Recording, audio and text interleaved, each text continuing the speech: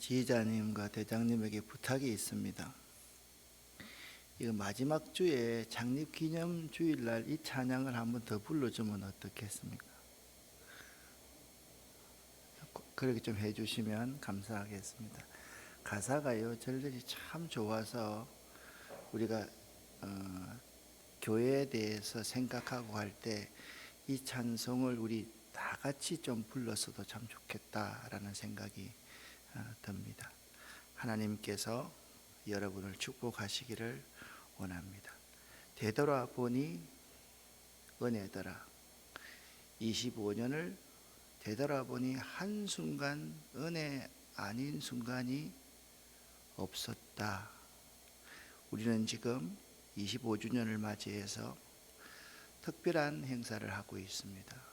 우리 자신들을 채찍질하면서 우리가 과연 교회다운 교회인가에 대해서 생각하면서 참회하고 뉘우치며 우리를 채찍질하는 귀한 시간을 갖고 있습니다. 우리에게 하나님께서 계속적으로 은혜를 주실 줄 저는 믿습니다. 오늘은 모세 시대와 여호수아의 시대라는 제목으로 하나님 말씀을 여러분과 함께 나누겠습니다. 아마 모세 시대라는 이야기는 여러분이 들어봤지만 여호수아 시대라는 말들은 그렇게 많이 들어보지 않았을 것입니다. 하나님의 말씀 여호수아서 1장 1절부터 2절까지를 여러분과 제가 합독하겠습니다. 여호와의 종 모세가 죽은 후에 여호와께서 모세의 수종자 눈의 아들 여호수아에게 말씀하여 이르시되 내 종 모세가 죽었으니 이제 너는 이 모든 백성과 더불어 일어나 이 요단을 건너 내가 그들 곧 이스라엘 자손에게 주는 그 땅으로 가라. 아멘. 신명기를 마치고 여호수아를 시작하면서 여호수아서 1장 1절 2절에서 여호와의 종 모세가 죽었다라는 문장으로 이 책을 시작하고 있습니다. 여호와의 종 모세가 죽은 후에 내 종 모세가 죽었으니 여러분 어떻게 생각합니까? 그냥 한 사람 죽었구나 그 정도 생각하십니까? 신명기 34장 1절 말씀을 보면 모세가 40년간 이스라엘을 인도하는 지도자의 사명을 마치고 비스가 산에서 가나안 땅을 바라보면서 죽었다 그렇게 말하고 있습니다. 그런데 이 모세의 죽음은 그냥 죽었던 죽음이 아닙니다. 하나님이 그의 생명을 거두어 가셨습니다. 여호와께서 모세에게 말씀하시기를 너는 거리로 건너가지 못하고 가나안 이쪽에서 죽으리라 하나님께서 말씀하셨기 때문에 그렇습니다. 이에 여호와의 종 모세가 여호와의 말씀대로 모압 땅에서 죽어 장사되었고 오늘까지 그의 묻힌 곳을 아는 자가 없다. 그렇게 4절부터 6절까지 해서 말씀하고 있습니다. 모세가 죽을 때 나이가 120세였고요. 이스라엘 자손들은 모세를 위하여 애곡하는 기간을 30일로 아마 30일 애곡하면 혹이나 모세가 돌아올 수 있을까? 자기들은 이 모세의 죽음을 현실적으로 도무지 받아들일 수가 없습니다. 자기의 모든 기반이 다 무너지는 것 같은 절망 가운데 빠졌던 것입니다. 모세는 그냥 한 사람 모세가 아닙니다. 이스라엘 민족의 구원자였고 이스라엘 민족의 전부였고 그 60만의 이스라엘의 대군 200만의 이스라엘의 모든 백성들을 인도하는 지도자 중에 지도자였습니다. 그들은 한 번도 모세가 없는 세상을 꿈꾸어 본 적이 없었던 것입니다. 그런데 이 모세가 떠난 후에 그에 대해서 내려진 평가가 신명기 34장 10절 이하에 이렇게 내려지고 있습니다. 같이 한번 읽어보겠습니다. 모세는 위대한 지도자였고 모세 이후에 그만한 지도자가 나오지 않았다. 모세는 하나님과 마주보며 이야기를 나누던 사람이었으며 이적과 기사와 권능과 큰 위엄을 행하던 사람이었다. 이스라엘 역사에, 아니 인류 역사에 있어서 모세는 그 어떤 사람과도 견줄 수 없는 위대한 사람이었다. 그러니까 모세의 갑작스러운 죽음은 온 이스라엘에게 충격 그 자체였습니다. 왜 그렇습니까? 34장 7절에는 모세가 죽을 때 나이가 120세였으나 그의 눈이 흐리지 아니하였고 기력도 쇠하지 아니하였다. 여러분, 인간적으로 볼 때 모세는 지금 죽을 타이밍이 아니었다. 아직 건강하였고 또한 출애굽이 진행되던 때였으니 이제부터 모세가 해야 할 일이 너무 많은 시기였다. 아직도 모세가 해야 할 일이 잔뜩 남아있고 백성들의 눈에는 여호수아라는 사람이 전혀 눈에 차지도 않았습니다. 모세가 없이 여호수아가 이끌어 간다고? 이게 말이 돼? 아마도 이스라엘 백성들은요, 모세의 시신이 발견됐으면 거의 100% 모세교를 만들었을 겁니다. 그 정도로 모세는 이스라엘 백성에게 있었어도 되고 없어도 되는 그런 지도자가 아니었던 것입니다. 이스라엘 백성들의 존재 이유가 모세였습니다. 이스라엘 백성들 생각에는 죽었어서는 안 되는 지도자의 죽음이었습니다. 해야 할 일이 의료를 다 끝낸 상황에서 하나님께서 죽게 했다면 이해가 되지만 모세가 꼭 필요한 때에 하나님께서 모세를 데리고 가신 것입니다. 지금은 모세의 지도력이 절대적으로 필요한 때였습니다. 광야는요, 방해하는 것이 자연들밖에 없었습니다. 그런데 가나안 땅은요, 방해하는 가나안 7 족속들이 있었는데 그 7 족속들은 이스라엘 백성들이 도무지 대적할 만한 백성들이 아니었습니다. 그들은 이미 철병거를 가지고 있고 이스라엘 백성들은 아무런 무기도 가지고 있지 않는 사람들이었기 때문입니다. 이제 어떡하라고요? 왜 그렇게 모세가 죽어야만 했을까요? 이 문제에 대한 해답의 열쇠가 신명기 31장 20절에 나옵니다. 내가 그들의 조상에게 맹세한 바 젖과 꿀이 흐르는 땅으로 그들을 인도하여 드린 후에 그들이 등 따숩고 배부르면 돌이켜서 다른 신을 섬기며 나를 멸시하여 내 언약을 어길 것이 분명했기 때문이었습니다. 이게 하나님의 고민이었습니다. 이스라엘 백성들은 지금까지, 아니 현재까지도 모세에게 모든 것을 전적으로 의지했습니다. 물이 안 나와도 모세에게, 먹을 것이 없어도 모세에게, 어려운 일을 당할 때마다 모세가 다 해줄 것으로만 생각했던 백성들이 이스라엘 백성들이었습니다. 그냥 우리 가정에서 한 아빠, 엄마가 돌아가셨다, 이 정도는 아니었던 것입니다. 이스라엘은요, 하나님을 바라보는 것이 아니라 모세만 바라보았던 것입니다. 모세가 있는 한 모세를 바라보고 모세가 한 것이라고 생각할 것이었습니다. 무슨 일을 해도 하나님께서 하신 것이 아니라 모세가 한 것으로 생각하니 모세가 이 시점에서 죽어야 한다, 그렇게 하나님께서는 말씀하신 것입니다.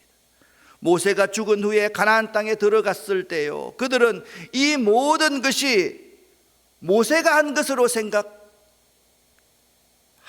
겁니다. 그런데 그것이 모세가 한 것이 아니라 하나님께서 하신 것이라는 사실을 모세의 죽음을 통해서 하나님은 깨닫게 하려 하신 것입니다. 모세가 없어도 가나안 땅을 차지할 수 있구나. 모세가 없어도 저 가나안의 강력한 7 족속들을 이길 수가 있구나. 그것이 하나님의 생각이었던 것입니다. 또한 이스라엘 백성들은요, 가나안 정복뿐만 아니라 모세가 하나님의 말씀을 계속적으로 그들에게 가르칠 것으로 믿었습니다. 그러니 이스라엘 백성들은 모세의 가르침을 모세가 살아있을 때는요, 기중이 생각하지 않았는데요, 지금이 아니더라도 언제든 모세가 말씀을 그들에게 가르쳐 줄 것이라고 생각했고, 언제든 또 하나님의 말씀을 들을 수 있는 기회가 있을 것으로 생각하고 소중하고 귀중하게 말씀을 생각지 않았던 것입니다. 여러분, 참으로 신기한 것은요, 뭐가 신기한 줄 압니까? 살아있을 때 사람의 말보다 그 사람이 죽었을 때 그 사람의 말이 근위 있게 되는 겁니다. 이게 인생의 원리입니다. 전규택 목사가 뭐 대단한 사람은 아니지만 여러분, 살아있을 때는 전규택 목사를 평가해서는 안 됩니다. 내가 이 교회를 떠나고 나서 이 교회가 과연 어떤 교회가 되느냐, 그것이 하나님께서 나를 바라보는 성적표라 저는 믿습니다. 그게 맞잖아요. 그게 맞잖아요.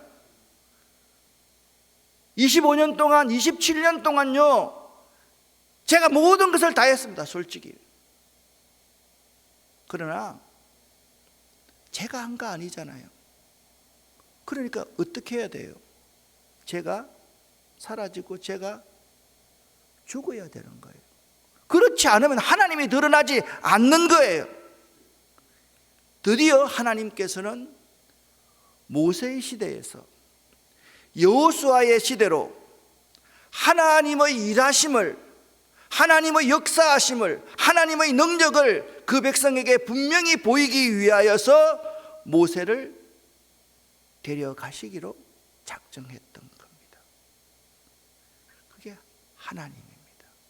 하나님은 한 사람을 생각하는 것이 아니라 한 사람을 가셔서라도 모든 인류가, 모든 백성이 살기를 원하시는 분이 우리 하나님이십니다.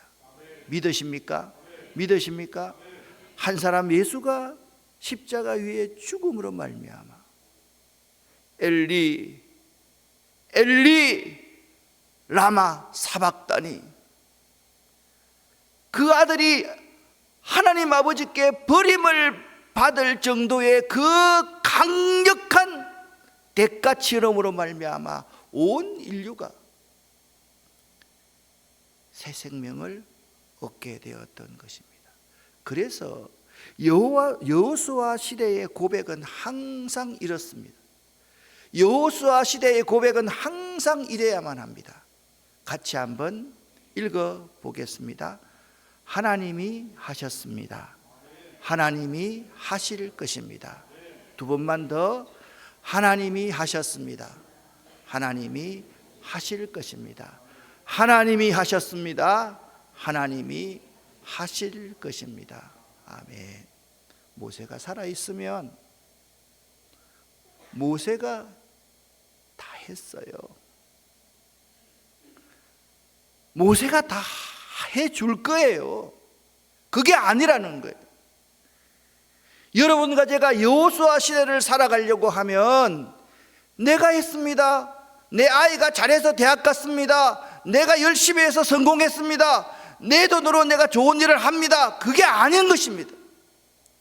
내가 모세 시대를 살아가느냐, 하나님이 다스리고 지배하는 여호수아 시대를 살아가느냐는 바로 이 고백에 달려 있음을 믿으시기를 예수 이름으로 간절히 축원합니다. 이제부터 여러분과 저는 이 고백을 할 수 있어야만 합니다. 하나님이 하셨습니다. 하나님이 하실 것입니다. 할렐루야. 우리 자녀들에게도 이 선포의 기도를 가르칠 수 있기를 바랍니다. 그런데 저는 이 여호수아 시대를, 자기의 시대가 마감되고 여호수아의 시대를 열게 하는 하나님 앞에 모세는요, 사실 솔직히 딱 깨놓고 이야기하면 이거잖아요. 하나님이 사용하시고 버렸잖아요. 이제 좀 살만하고 이제는 좀 누리고 말입니다. 이제는 좀 뭔가 그럴듯하게 대접받아야 되지 않습니까, 여러분? 그렇지 않습니까, 여러분? 그걸 우리 인간의 입장에서는 하나님 왜 저를 이렇게 사용하시고 패기청원하시는 겁니까? 여기에 대해서 모세는 한마디의 항변도 하나님께 하지 않습니다. 모세는요, 그저 여기서 끝이라면, 여기서 하나님이 나를 데려가시면 하나님의 어떤 명령에도 순종합니다. 할렐루야. 모세의 위대함은 바로 여기에 있습니다. 죽는 것이 억울한 것이 아니라 하나님께서 오라 하시면 절대적으로 순종하겠습니다. 나는 순종할 수밖에 없는, 여러분 모세 앞에 붙어 있는 수식어가 항상 무엇입니까? 나의 종 모세. 나의 종 모세. 하나님이 그렇게 말합니다. 따라합시다. 나의 종 전규택. 여러분 전규택 하라는 말 아니잖아요. 자기 이름 하라는 거잖아요. 여러분과 저는 누구 종입니까? 하나님의 종입니다. 그걸 잊지 말아야만 합니다. 그래서 성경은 모세에게서 예수님의 그림자를 본다라고 증언하고 있습니다. 그러기에 구약의 모든 예언자들과 선지자들, 세례 요한과 베드로, 사도 바울 등들은, 세례 요한은 특별히 이렇게 말했습니다. 나는 쇠하여야 하겠고 그는 흥하여야 하리라. 내가 죽어야 교회가 살고 내가 살면 교회가 죽는다. 사 교회 생이요 생 교회 살아. 내가 죽어야 복음이 땅끝까지 퍼지고요, 내가 내 생명에, 내 인생에, 내 장래에 집착하면 복음이 여기에서 단절될 수밖에 없는 것입니다. 그래서 이 모든 신앙의 선지자들, 우리 신앙의 선배들은요, 주님 뜻대로 하옵소서 고백하는 삶을 살았던 것입니다. 여러분과 제가 잘 부르는 주님 뜻대로 살기로 했네, 주님 뜻대로 살기로 했네, 주님 뜻대로 살기로 했네, 뒤돌아보지 않겠네. 하나님께서는 여호수아와 이스라엘 백성들이 지금까지의 그들의 의지의 대상을 바꾸기를 원하셨던 것입니다. 오늘 우리들이 25주년을 맞이하면서 이제부터는 전규택 목사 이름을 지우기 시작해야만 됩니다. 정말 저는 여러분 앞에 다짐합니다. 저 은퇴식은 없을 겁니다. 그냥 어느 날 제가 오늘부로 이 교회 사임하고 세계 선교하러 가겠습니다. 환경 선교 하겠습니다. 그날이 끝입니다. 하나님은요, 이스라엘 백성들에게 말씀하시는 거예요. 우리들에게 말씀하시는 거예요. 더 이상 모세를 의지하지 말라. 더 이상 이 세상을 의지하지 말라. 오직 나 하나님만 의지하라. 그렇게 말씀하고 있는 것입니다. 사랑하는 성도 여러분, 여러분과 제가 익숙했던, 여러분과 제가 의지했던 그 과거와의 단절, 이것이 여호수아 시대의 시작인 것입니다. 여러분이 의지하고 있는 것이 여러분의 남편입니까? 돈입니까? 여러분의 가정입니까? 하나님께서 오늘 여호수아서 1장 1절부터 2절까지 해서 말씀합니다. 내 종 모세가 죽었고 내 종 모세가 죽었으며, 여러분 지금 의지하는 그것들이 아무것도 없으면 여러분 못 살 것 같지 않습니까? 그런데 그것이 없으면 못 살까요? 더 잘 살까요? 대답해 보세요. 더 잘 살까요? 못 살까요? 이스라엘 백성들은요, 모세가 없으니까 더더욱이 하나님 의지하고 더 잘 살아내었습니다. 할렐루야. 갑자기 뜬금없이 전혀 주제가 다른데 이 찬송가가 생각이 나는 거예요. 내가 누려왔던 모든 것들이, 내가 지나왔던 모든 시간이 당연한 것 아니라 은혜였소. 그런데 내가 사랑했던 모든 것들이 비은혜고 불순종이고 불신이라면, 내가 의지했던 모든 것들이 비은혜이고 불순종이고 불신이라면 모세의 시대와 단절하지 않으면 안 되는 것입니다. 내가 의지했던 것과 단절하는 것, 이것이 하나님께서 오늘 우리들에게 요구하는 귀한 요구입니다. 오늘 여러분과 함께 제가 기도해야 될 제목이 바로 이런 제목입니다. 제가 첫 번째 한번 읽어주시기 바랍니다. 첫 번째, 모세가 죽는 것이 절망과 좌절이 아닙니다. 하나님만 의지하는 새로운 시작입니다. 염려, 걱정 마세요. 두 번째, 내가 사랑하고 의지했던 모든 모세를 버리기 원합니다. 세 번째, 과거와 단절하고 새롭게 시작하고 도약하는 이 시간 되길 원합니다. 네 번째, 모세 시대와 단절하고 여호수아의 시대를 열어가는 우리 아름다운 교회와 우리 가정, 나의 사업과 장래, 그리고 나 자신이 되기를 원합니다. 아멘. 다섯 번째, 하나님의 은혜는 항상 기억하되 내가 의지해야 될 대상은 한 분 예수 그리스도밖에 없음을 결단하게 하옵소서. 우리 주여 믿습니다. 세 번 부르고 제가 이걸 띄워놓을 테니까 3분 이상 통성으로 기도하고 돌아가겠습니다. 주여 믿습니다. 주여 믿습니다. 주여 믿습니다.